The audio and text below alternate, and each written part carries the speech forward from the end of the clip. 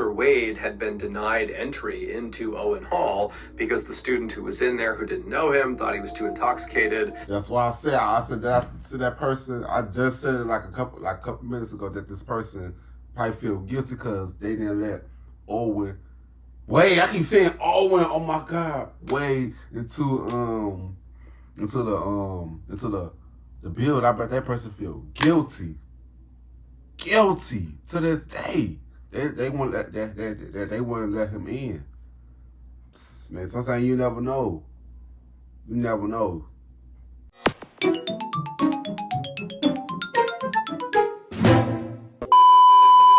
Yo, what's good? What's going on, YouTube? It's your Wake One. I'm back with another motherfucking reaction video. You know what I'm saying? Today's video I'm going to be reacting to Mr. Ballen, you know what I'm saying? Teens find secret room on the college campus. What the fuck, college campus? What the fuck is going on? That shit sound creepy about the damn title, you know what I'm saying? But shout out to the person that told me to react to it. Shout out to y'all. Y'all was on my ass about this, so this one must have been good. Somebody in the comments like, you owe us a whole week of Mr. Ballen. A whole week.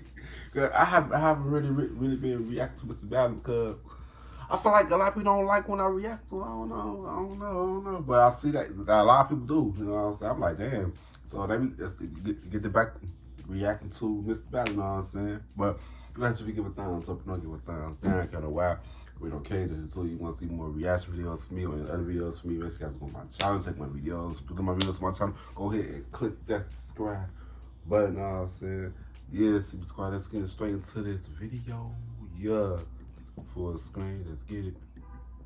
Today, we're going to look at 3 places you can't go and people who went there anyways. But before we get into today's stories, if you're a fan of the strange, dark, and mysterious delivered in story format, then you've come to the right place because that's all we do, and we upload once or twice every week. So, if that's of interest to you, please gently pull up behind the like button at a red light, and the instant it turns green, immediately lay on your horn to speed the like button up. Also, please subscribe to our channel and turn on all notifications so you don't miss any of our weekly uploads. Okay, let's get into today's stories.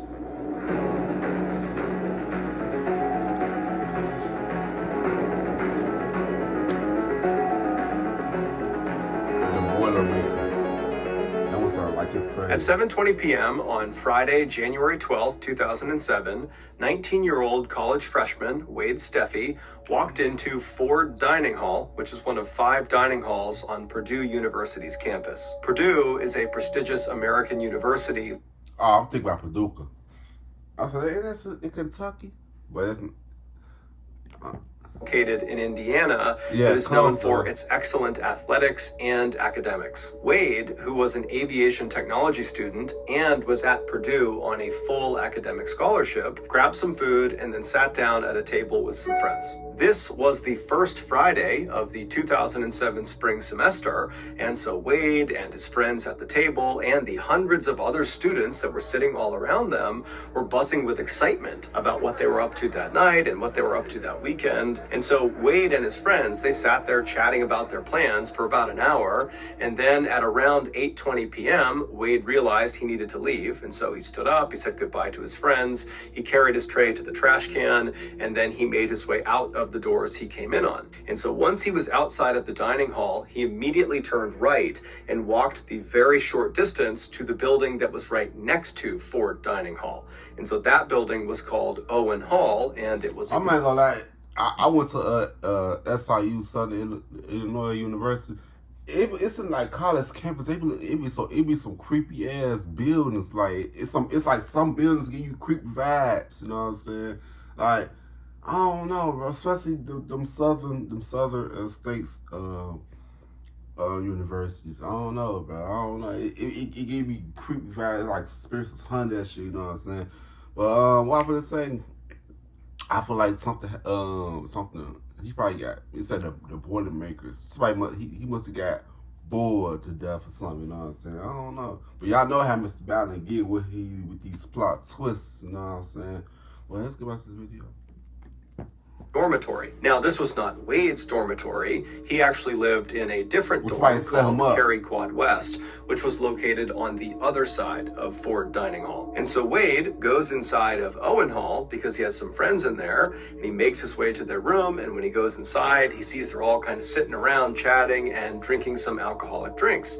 And so Wade sits down and he has a couple of drinks and he just hangs out with his friends for about an hour. And so around 9:30 p.m., Wade and the other people he was with in this room, they left Owen Hall and they walked the half mile away from campus to the west to this huge party at a fraternity. And so Wade would stay at this fraternity for several hours until about midnight, at which point he pulled one of his friends aside and he told them that he just remembered he had...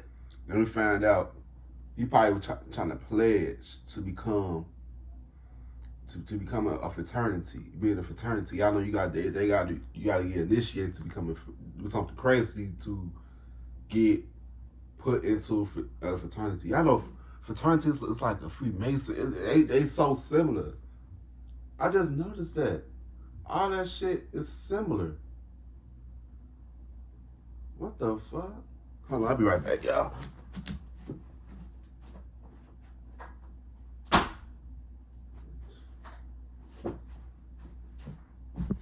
Yeah, I'm back. But yeah, all that shit is similar. You gotta do some crazy shit just to get part of a cult group. You know what I'm saying? And they always got little symbols and shit. I just noticed that shit. Let's watch this video. Left his jacket inside of Owen Hall, and so he wanted to go back and retrieve it. The dorms on Purdue's campus all lock at night, and so the only way you can get inside is if you live there, and so you have a key, or if you know someone who lives there who will open the door for you. And so during his walk back to Owen Hall, Wade would make 6 phone calls in an attempt to get someone in Owen Hall to open the door for him. But 4 of his phone calls would just be the wrong number. And so the people that were picking up and he was asking to open the door, they didn't know what he was talking about, and so they hung up.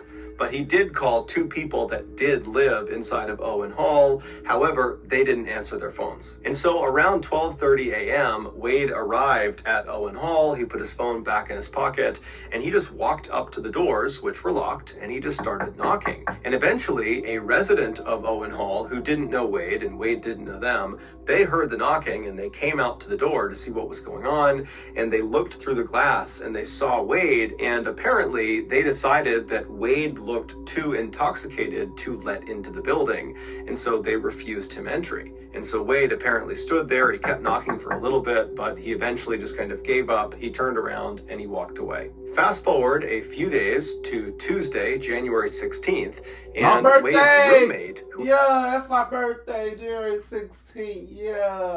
Yeah. My birthday, January 16th. Yeah. I just got excited. He said my birthday. Actually been gone all the past weekend. He returned, and the first thing he noticed when he got back to his dorm was that Wade was not in the dorm. And so he called and texted Wade, but he didn't get a response. And so the roommate went out around the floor that they lived on to ask people if they had seen Wade, and no one had seen him since the previous Friday. And so starting to get pretty concerned, the roommate called Wade's family to see if maybe they knew what was going on with him, but his family had no idea. And so by the end of that day, the police had been contacted about Wade potentially being missing, and they in turn contacted Wade's cell phone provider, and they were able to determine that Wade's cell phone was still showing up somewhere on Purdue's campus, although they couldn't figure out exactly where. So that evening, a massive campus-wide search was launched with hundreds... I'm not gonna lie, I bet that person who's at that Owen Hall they won't let him in, that person probably feels so guilty. Cause that person could have saved Owen. They could have saved him if he died, you know what I'm saying? I don't know if he died or not. Let's watch the video. Police officers and volunteers, even the school's equestrian club came out with their horses to search the nearby woods. But despite this huge search effort that would go on for several weeks, the only thing they would find of Wade's was one of his shoes. It was found on January 20th, so just 4 days into the search, and it was located right outside of an exterior door that led into a maintenance room inside of Owen Hall. But when they searched this maintenance room, Wade wasn't in there. Finally, after nearly a month of searching, when they still had not found Wade, the official search was called off. On March 19th, roughly 2 months after Wade had been reported missing, a maintenance worker was downstairs in the laundry room of Owen Hall when they heard a strange popping sound. At first, the worker thought it was actually coming from one of the washers or dryers that was on, and maybe there's a loose coin or some piece of metal that was inside of the washer or dryer that's getting banged around inside, and that's making the sound. And so this worker began walking around the laundry room, kind of listening in to each of the washers and dryers that were on to see if they were making this sound. I got a feeling that he got stuck in a dryer. I don't know, somebody must have stuffed him in that dryer or something. Y'all know them dryers be hot as fuck. Boy, when you open them damn dryers, especially in a laundry room, them bitches be hot. Man. So as he's doing this, he hears the popping sound again, but it's clearly not coming from any of the washers and dryers. Oh. In fact, it's not even coming from inside the laundry room. It's coming from somewhere out in the hall. Curious, he leaves the laundry room and he goes out into the hall, and as soon as he's standing in the hall, he hears the popping sound again. And this time, it was obvious that it was coming from behind the closed door that was directly opposite the laundry room. So the worker pulled out his big set of keys, he opened the door that was directly in front of him, and he stepped inside. Moments later, he would make a big discovery. Based on that discovery and the investigation that would follow it, this is a reconstruction of what happened to Wade Steffi. In the early... I keep calling this, his name was Wade the whole time. Don't get him in the comments, please, man. Early morning hours of January 13th, right after Wade had been denied entry into Owen Hall because the student who was in there who didn't know him thought he was too intoxicated. That's why I said that person, I just said it like a couple minutes ago, that this person probably feel guilty because they didn't let Wade, I keep saying Owen, oh my God, Wade into the build. I bet that person feel guilty to this day. They won't let him in. Man, sometimes you never know. Right after that happened, Wade left the front doors and made his way around to the left side of the building to look for another way inside. And when he got to the left side of the building, he found another door. Now, even though this door did not have a sign on it that said "keep out," it was fairly obvious that this door was not designed for students to use. There was a metal railing that lined the outside of this door, clearly to prevent pedestrians from getting to the door, and the door itself was actually not built at ground level. It basically was built at basement level. So you'd be standing at this railing looking down at the door, and down in front of the door was a slab of cement right out in front of it that gave the door enough clearance to be able to open. And so basically there was a railing around a pit, and that was where the door was. The proper way to get to this door was to literally climb over that railing and jump down into this pit. And then you'd need a key to open this door because it was always locked.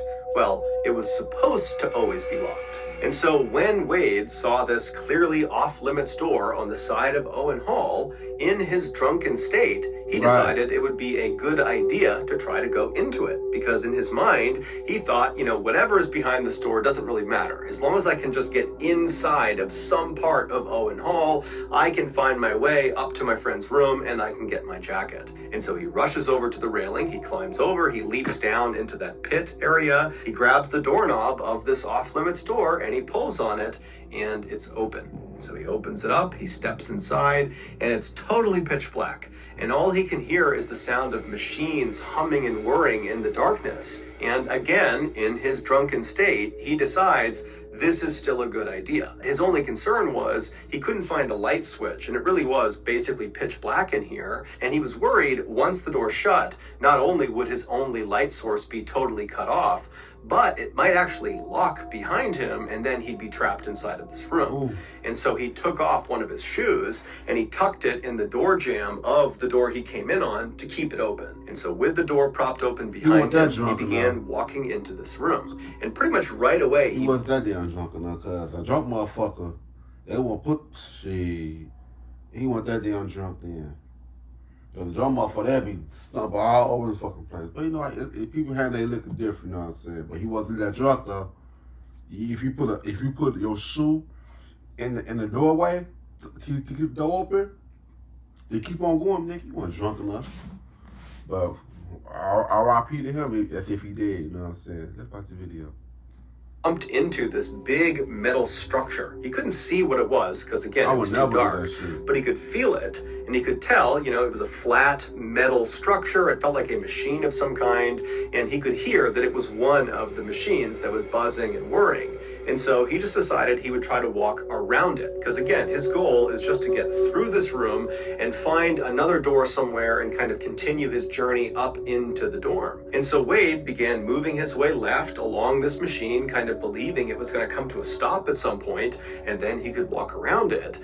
But it would turn out this machine was very big, very wide. And so by the time he actually got to the left edge of this machine, he was practically right up against the wall of the room he was in. And when he got there, he realized the space between the side of the machine and the wall of the room was big enough that if he turned sideways, he could basically squeeze his way past it. Now, he had no idea how far into the room this strange machine went, but in his drunken state, he decided it was a good idea. And so he turns sideways, so his back is to the wall of the room, and his chest is going to be facing the machine, and he begins pushing himself into that narrow space. And so as he's making his way, his hands are up, kind of protecting his face and neck, and at some point, he kind of begins to trip. Now, he didn't actually fall, because he's basically wedged into this tight space. But for a second, he reflexively grabbed with his hands onto this machine right in front of him, and just by chance, his left ring finger slipped into a very narrow hole that was about 2 inches deep. The room that Wade was inside of was called an electrical vault, and it contained 6 large transformers, one of which Wade's finger had just stuck inside of. The job of these 6 transformers is to take the high voltage they receive from the main power grid and then transform it, hence the name, into lower usable voltage that gets dispersed into Owen Hall for residents and teachers. Even though the outside of these transformers had mostly been covered with protective materials that mitigated the electrocution risk, there were still several parts of these machines that there was just nothing you could do. They just presented a really high electrocution risk. And one of those sections you needed to be extra careful with was that 2-inch hole that Wade's finger slipped inside of. At the back of that hole was an exposed electrical conductor, and the second the tip of his finger touched that conductor, between 2,000 and 4,000 volts of electricity were pumped into his body. For reference, when people get executed via the electric chair, they are electrocuted with 2,000 volts of electricity. Wade likely died instantly. But because of the fact that he was kind of wedged between the transformer and the wall, after he died, he didn't just slump onto the ground.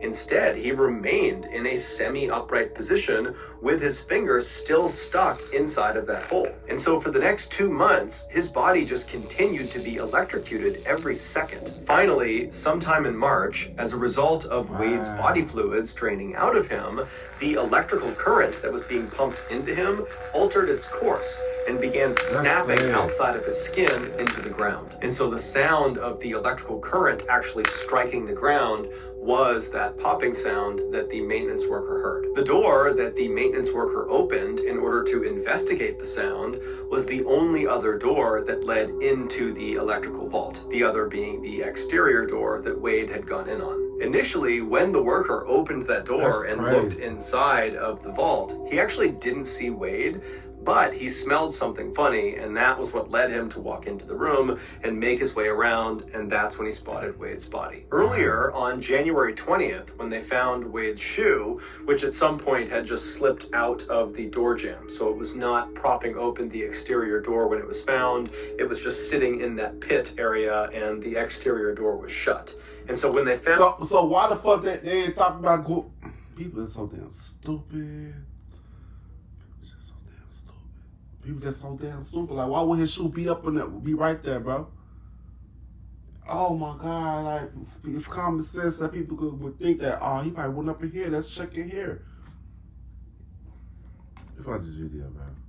That shoe, the police, they did go inside of the electrical vault, but they didn't go in through the exterior door. They went around and went in the same door that the maintenance worker opened from right across the hall from the laundry room.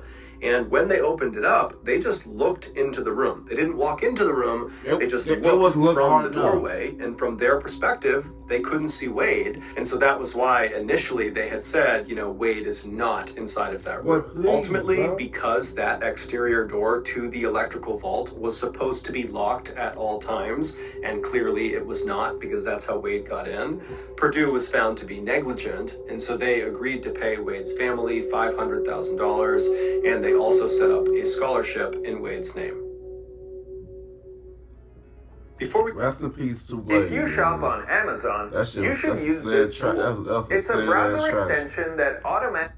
Before we get into our next story, I want to tell you about today's sponsor, BetterHelp. When I first sought out therapy to try to deal with some of my mental health issues, I remember feeling really nervous about that first interaction with the therapist. The idea of sitting in this room and pouring my heart out to this person I barely knew seemed really stressful and almost made me not want to go through with it. Now, I'm glad that I did go through with it because therapy has been an extremely important and positive thing in my life, but I wish there had just been an option to take a phone call with my therapist to kick off the relationship. Well, with BetterHelp, that is an option because BetterHelp is an online therapy platform that offers secure phone call sessions as well as video sessions, and they have a great chat feature that allows you to message your therapist at any time. So far, the people from our strange, dark, and mysterious community who have given BetterHelp a shot have been very pleased with their experience. BetterHelp is very easy to sign up for and use. You just fill out this questionnaire that helps assess your specific needs,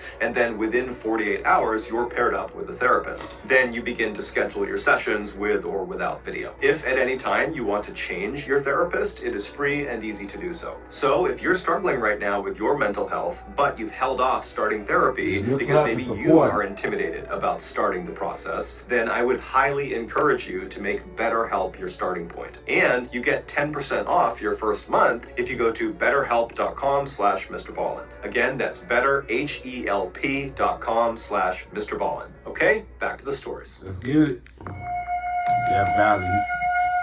California. During the California Gold Rush of 1848, hundreds of thousands of Americans living on the east coast of the United States packed up their things in covered wagons and headed west for California to attempt to, quite literally, strike gold. About a year after the rush started, so in the winter of 1849, a group of about 100 would-be gold prospectors were on their way across the continental United States. I heard that a lot of people had died during that time, the gold rush era. I heard a lot of people died because the dynamites and all that shit caved in on them and this shit, explosions and shit, because they was trying to look for gold and shit, but they always hit like little bombs and shit. Whew, shit, that shit be crazy, bro. That's the video. To California when they got lost in this totally barren stretch of desert, roughly 500 miles from their destination, which was San Francisco. They would spend the next 2 months driving around this desert looking for a way out, but they wouldn't find it. And so finally, they just stopped, set up camp, and waited to die. But as a last-ditch effort, they sent ahead 2 of their fittest men to try to go out and find help. And miraculously, those 2 men would find help, and it wasn't long before the lost pioneers were going up and over this mountain pass out of the desert out to safety. And so as the pioneers are cresting this mountain, one of the pioneers turns and looks down at the desert valley below where they almost all died, and he famously said, "Goodbye, Death Valley," and the name stuck. While Death Valley has since become a very popular tourist destination for adventurous people, it is still truly one of the harshest environments on the planet. In addition to just being a big open desert, which presents a whole host of problems to any mammal, Death Valley also becomes one of the hottest places on the planet every summer. The temperatures soar to 120 degrees Fahrenheit and sometimes get as high as 136 degrees Fahrenheit. It's the kind of place where if you don't respect it, it will kill you. In 2005, a 35-year-old man named Robert Darmer, who lived in Los Angeles, California, decided he wanted to take a trip into Death Valley.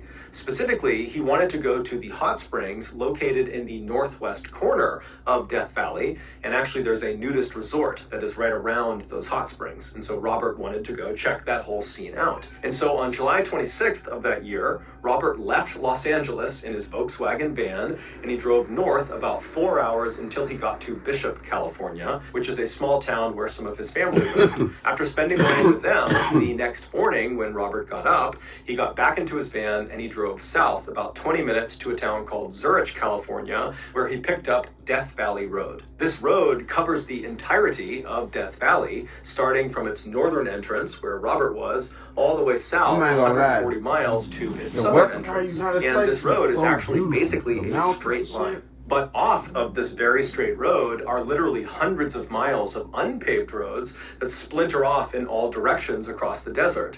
And these roads bring people to other points of interest, like, for example, the nudist resort that Robert wanted to go to. So after Robert hopped onto the Death Valley Road at its northern entrance, he began driving south for about an hour, and then he began looking for the turnoff to the unpaved road that would take him the last 50 miles to the nudist resort. And so eventually, Robert believes he's found this turnoff, and so he gets onto this unpaved road and he starts driving for a while, and then all of a sudden his car just sinks down into the ground and it won't budge. It would turn out Robert had made a mistake. He had not turned onto the correct unpaved road. Instead, he had picked a road that led right out onto this salt flat, and so to the naked eye it would have looked like the ground in front of him was totally flat and hard packed and you could easily walk on or drive on it. But in reality, these let me guess. He got sucked into that thing because it car nudge and shit. Oh, he got quicksand. Oh.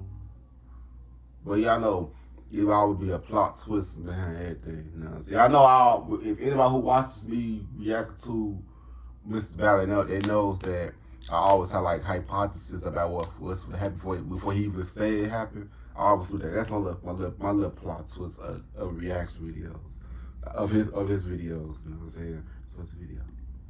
Of the salt flat is very brittle, and underneath that brittle surface is this thick section of mud. And so before Robert could realize his mistake, he had broken through the surface layer of the salt flat and got stuck in that mud. After trying unsuccessfully to get his van back out again, Robert realized he was in a really bad situation. Right. His cell phone had no reception, so he couldn't contact anyone, and he was too far away to attempt to walk to the nearest civilization to try to get help.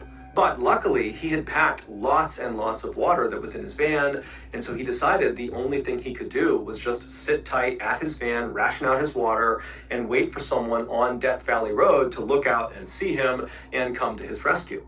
But after waiting for 6 days, no one saw him. And now his water supply was dwindling, and so Robert decided his only option was to abandon his van and make the walk to civilization. And so he packed up all the water he could, he threw it on his back, and he began to walk. And just like the lost pioneers of 1849, at the very last second, Robert was rescued. As he stumbled across the desert, his canteen empty, this group of teenage boys and a few adults who were part of this group called the League of Venturers were out in Death Valley doing search and rescue training.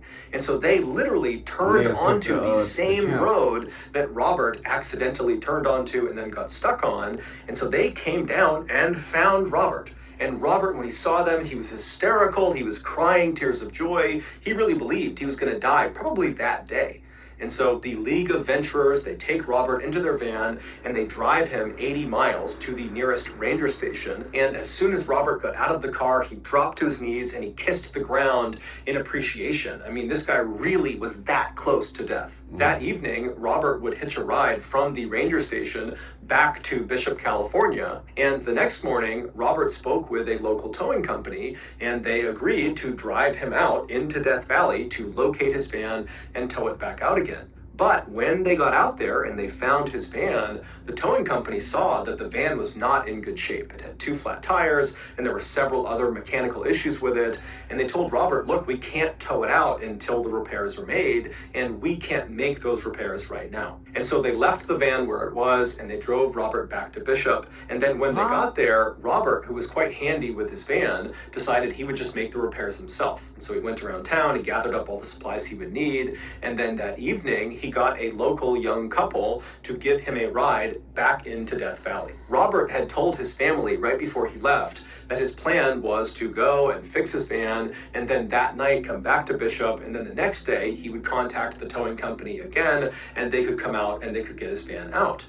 But that night, Robert did not come back to Bishop, and the next morning, when his family still had not heard from him or seen him, they contacted authorities. It would take a few days, but the authorities would eventually figure out what happened to Robert. The young couple that gave Robert a ride back into Death Valley, they dropped him off at this intersection right off of Death Valley Road, where they and Robert believed was only about a mile away from that nudist resort that Robert had originally wanted to go to. Robert had told the couple that his plan was just to walk from that point. He would go to that resort and he would recruit somebody else to drive him the rest of the way to the van. He could make the repairs and that person would drive him back and that would be it. So Robert got out, he said thank you to the couple and he waved to them as they drove off, and then he stashed his van supplies and then turned away from Death Valley Road and began walking along this unpaved road into the desert. However, unbeknownst to Robert or to the couple, the spot he was dropped off was the wrong spot.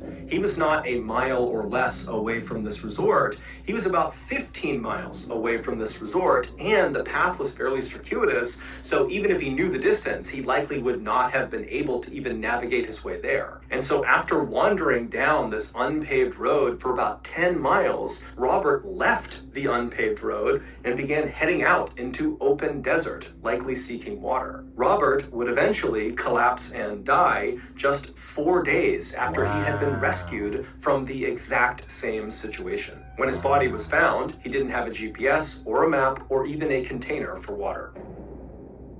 That shit crazy, bro. Damn.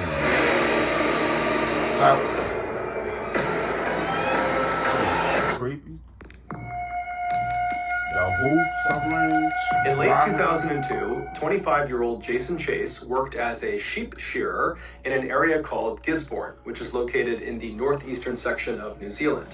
When Jason wasn't working, he was often on his bike, cycling up and down the coast, preparing for his next road race. In early December of that year, Jason contacted his family, who lived in a small town called Dannevirke, which is located about 200 miles southwest of Gisborne, and he told them that he wanted to come visit them for Christmas. However, he didn't know exactly when he would actually arrive at their house, because his training and work schedule were fairly hectic, but he told them, don't worry, I will be there at least on Christmas Day, December 25th, or a couple of days earlier. His family was thrilled, and they said, no problem, we can't wait to see you whenever that is. And so by the time mid-December rolled around, and Jason still had not arrived at his family's home in Dannevirke, his family wasn't concerned at all. However, that would soon change. On December 13th, a hunter was driving along the many winding back roads of the Ruahine mountain range. This mountain range, which is located about 8 miles north of Dannevirke, is a very isolated and rugged wilderness area that's full of steep gorges and gullies and very thick brush. And so as this hunter rounds the turn on this road, he looks up ahead and he sees there's a car parked on the side of the road. And so this hunter pulls up right alongside this car and he looks over and he can tell, there's no one inside of it, there's no obvious damage to the car. And then the hunter began kind of scanning around the area to see if there was some obvious reason someone would stop right at that particular spot. But when he looked around, all he saw was thick trees on either side, and the mountain kind of sloped down on either side. And so there was nothing unique about the spot. And so something just kind of struck the hunter as odd about this car. It just seemed totally out of place. Right. And so operating on a hunch, the hunter would leave the mountain range and head into Dannevirke, and he would contact police and he would tell them about this car and where it was located, because in the hunter's mind, maybe someone had been reported missing in the area and maybe this car is connected. And so after hearing about the car, the police did not know of any missing person cases that were connected to a car that matched the description the hunter had given. But just to be safe, the police hopped in their vehicles and they drove up into the Ruahine mountain range and they went to the spot the hunter described. And sure enough, off to the side of the road is this parked car, and it's still unoccupied. After inspecting the vehicle, the police came to the same conclusion the hunter did, that there was no obvious signs of damage to the car that might have forced someone to abandon it. And then when they looked in the window at the gas gauge, they saw the gauge was full. And so the police kind of wandered around the area, kind of doing an initial search to see if maybe the owner of this car was nearby. The police be always think, man, they always think they doing something, bro. They don't be really taking their job serious enough, bro, man. Man, fuck the police. You can't even rely on the police nowadays. They only do too little. That's for the check. They don't really care for the people for real, bro. That's why I don't really rely on the damn police. Just watch the video. But, there was no one there. They're in this very isolated part of this wilderness area. And so the police just took down the license plate of the car and they went back to their station. And when they got there, they ran the license plate number, and it turned out the car belonged to Jason Chase. When Jason's family was contacted about, why is Jason's car up in the Ruahine Mountains, where's Jason? His family was pretty surprised. They explained to police that Jason had made plans to come visit them around Christmas time, and so they were expecting him to come this way. And the Ruahine mountain range, it is only 8 miles away from Dannevirke, so in theory maybe he stopped there on the way to their house, but they told police that just didn't make any sense. So as a precaution, the police decided to launch a search for Jason. And unfortunately, despite hundreds of people on the ground searching the Ruahine mountain range and helicopters overhead flying all over the place, no trace of Jason was found. And so the official search was called off right before Christmas, but Jason's family and friends, they continued to look for him. And on January 3rd, they would find him. One of the family friends who had agreed to continue looking for Jason after the official search had shut down was a farmer who owned a plane. And on January 3rd, as he did one of his passes over the foothills of the Ruahine mountain range, he looked down and he saw this bright red thing that looked totally out of place. And the pilot couldn't tell what it was, and so he took note of its location, and then when he landed, he passed those coordinates off to the ground team. And so the ground team, they made their way over to this location, which was quite far away from where Jason's car had been. And after making their way through some very thick brush and some very steep sections, they eventually walked out to this big open clearing. It was a dry riverbed, and right in front of them, in the middle of it, was the bright red thing. It was Jason's shirt. And Jason was still wearing it. He was found lying on his left side with his legs stretched out. He had on his bright red rugby t-shirt, some khaki shorts on, and he had no shoes or socks on. According to the searchers who first saw Jason in this dry creek bed, they would say the scene was very peaceful and it almost looked... I don't know. I don't know. This sounds some foul play type of shit, bro. I don't know, bro. I don't know. You never know what could have happened to him. You know what I'm saying? It's like I feel like somebody killed him. They put him right there to make he died for like natural causes and shit. Man, I don't know, bro. Let's watch the video. Jason had lied down to fall asleep. But Jason was not sleeping, he was dead. Jason had no visible injuries, and there was no sign of a struggle in the area. In fact, it didn't even look like Jason had been in the wild for very long because his clothes were pristine, and despite being barefoot, his feet were in great condition. Despite a lengthy search around the area where his body was discovered, his shoes and socks would not be recovered. The only thing they found in the area was a water bottle that belonged to Jason. Adding to the mystery of what happened to Jason were the results of his autopsy. The pathologist was unable to find any injuries. Jason also seemed well-nourished because he had food in his stomach, and he was hydrated because there was urine in his bladder. His toxicology report also came back negative for all drugs, medications, and a range of common poisons. The only odd thing the pathologist found during the autopsy was that Jason had 2 very small ulcers in his duodenum, which is the first part of the small intestine. According to this pathologist, these type of ulcers only appear from acute stress moments before death. However, these ulcers don't indicate what caused the stress. Typically, things like severe injury or septicemia, which is blood poisoning, will cause these stress ulcers. I said that, poison. I called it. I said it. He got poison because they say he had no injury. He was still hydrated and shit. I said, probably must have poisoned them or something. There ain't no way in hell that, I don't know, bro. That's some foul play type of shit, bro. There's some evil ass people out here, bro. Shit crazy. That's the video. But Jason had neither of those. So at the end of the autopsy, the pathologist concluded that Jason had not been the victim of a homicide, he had not committed suicide, he had died from, quote, obscure natural causes. Interestingly, though, the pathologist was able to determine with some certainty that Jason died on or around December 30th. Which means he was alive for the entirety of the official search for him, as well as the bulk of that private search conducted by friends and family. After the autopsy results came out, Jason's case was closed, and his family, despite having lots of unanswered questions, was forced to just move on. 15 years later, the same pathologist that had conducted Jason's autopsy was talking to a colleague about Jason's case. And as he was describing where Jason was found, the colleague suddenly stopped the pathologist and said, "Wait a minute, I think I know what happened to him." And it would turn out he did. The following is a reconstruction of what happened to Jason Chase. Wow. On December 13th, 2002, Jason left his home in Gisborne and began heading south towards Dannevirke, where his family lived. But before he got to his family's home, he took a detour up into the Ruahine mountain range, where he eventually parked his car on the side of the road. Once his car was stopped, he got out. How the fuck did you know what happened to him? That's kind of suspicious, don't you think? It's about, oh, I know what happened to him. Before I get say what I for to say, let's watch this video. Collected his backpack and sleeping bag. Those were 2 items that were never discovered during the search or after his body was found, but it was later determined they were missing from his vehicle. And so after he has his pack and his sleeping bag, he also grabs a water bottle, and then he leaves the main road and begins walking into the woods, making his way down the mountain. He eventually would find a spot on the side of the mountain that he liked, and so he set up a campsite. What happens next is very confusing because we don't actually know why Jason actually went camping in the first place or when he intended to leave.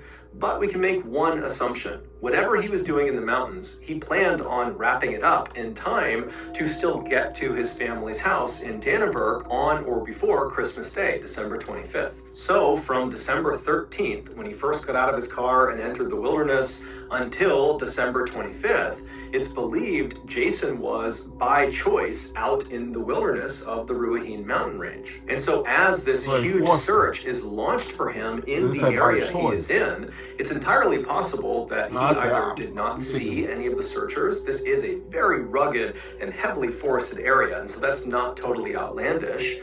Or two, even if he did see the searchers, he may not have recognized that they were looking for him, because remember, during that time frame, he didn't think he was in danger. He was out in the wilderness camping by choice. But sometime around December 25th, or maybe a couple of days before, when he needed to leave and go back to Dannevirke to see his family, after packing up his stuff, for whatever reason, he could not get back up to the road where his car was. Either there was some sort of physical boundary, or maybe he got lost. But either way, instead of going back up the mountain, we know Jason actually turned and began going down the mountain, away from the road and away from his car. It's believed Jason actually just decided he would hike his way out of the mountains. He was in great shape, very healthy guy, and he probably figured he could just hike the 8 miles to Dannevirke, and then he could have someone drive him back up and retrieve his car at a later date. But on or around December 30th, Jason was still out in the mountains. And at this point, he had abandoned his backpack and his sleeping bag